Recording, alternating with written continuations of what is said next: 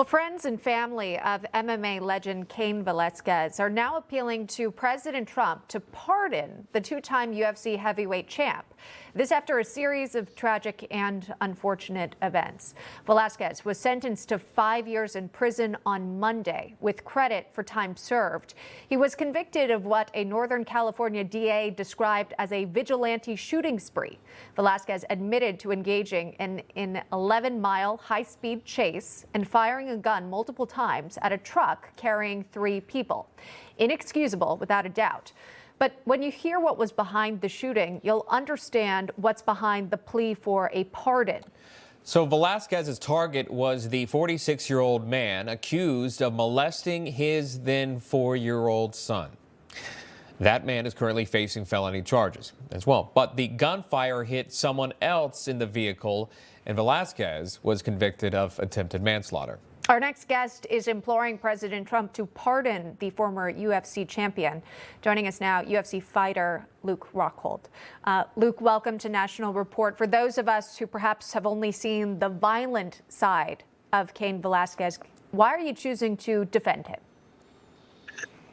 I've known Cain for decades now, and he's completely changed as a person. He truly is the gentle giant that he is now.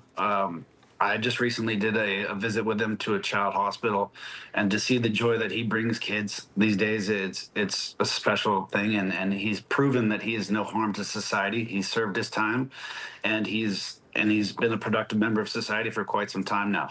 Luke, explain to the viewers, if you can, that may not be familiar with how the story played out as far as the judge, the judicial process. So he got 1 year behind bars, I believe, and then 2 years house arrest, and then tacked on another 5 years after already serving that. Is that what happened? I believe so. I've been trying to understand obviously the whole story, but yeah, he served a year. He's been out for a couple of years, and then given from what I understand, he should serve about a year or less, considering the sentence. But I just don't see it. I think it's a waste of our tax dollars here in California, and there's no rhyme or reason behind why we should put him back behind bars. The man who should be behind bars, the man who should be put to trial after all this time is Harry Duarte, for sure. And again, that's sort of the context of the story, right? Violence in any form is totally wrong. But could you speak to him perhaps as a father and why this led to where he is today?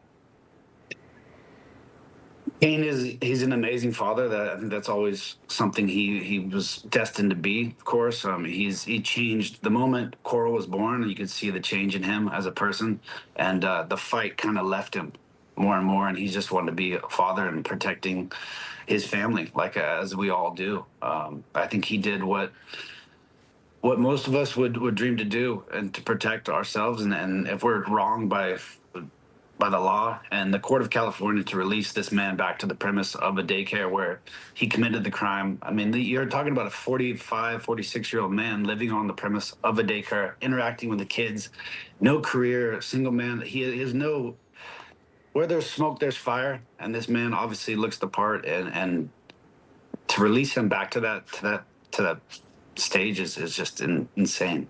It's a failure to the system. Sure. Have you spoken to Cain, Luke, recently, and how's he holding up? Maybe you can share a little bit on that. I mean, he's accepting of what he's done, and he's going to go with whatever the court rules. I think he's very, he doesn't feel good about the situation, but he's just going to accept what's going on. Like I said, about a few weeks ago we did the visit together, and he just seems in good spirits, and he's just happy to be where he's at in life, and he's thankful for everything. So it's just, every time I see this man's face, I just don't understand why he's out. Absolutely. And you think about the innocence of a child, right? Any parent would want to protect that for as long as possible. And if you're separated from a child to serve, that's time lost. Understand you're making an appeal to President Trump, who's been a fan of UFC, MMA matches. Why do you think he might hear you out? I mean, Why not? This man is a legend. He's a Hall of Fame fighter. He's someone in favor of the entire nation. You know, I think that this has become a worldwide story because everyone feels for Cain and everyone feels the court and the system has failed him and it is failing us.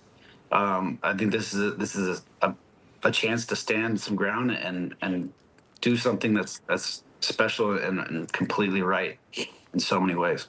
Luke, have you had any direct contact maybe with someone within the administration this far? Have you heard from anyone? Have you heard from the president? Are you using this moment to speak to him? I haven't. No, I haven't. I've been focused over here working, and I've a new fight for myself coming up. But I know that he is a fan of the community, and I think this is a way to really, embrace us all. And getting the word out here on Newsmax, even, perhaps someone within the White House might see it. Luke Rockhold, thanks so much for coming on and sharing your thoughts with us. We do appreciate it. Thank you very much. Thank you.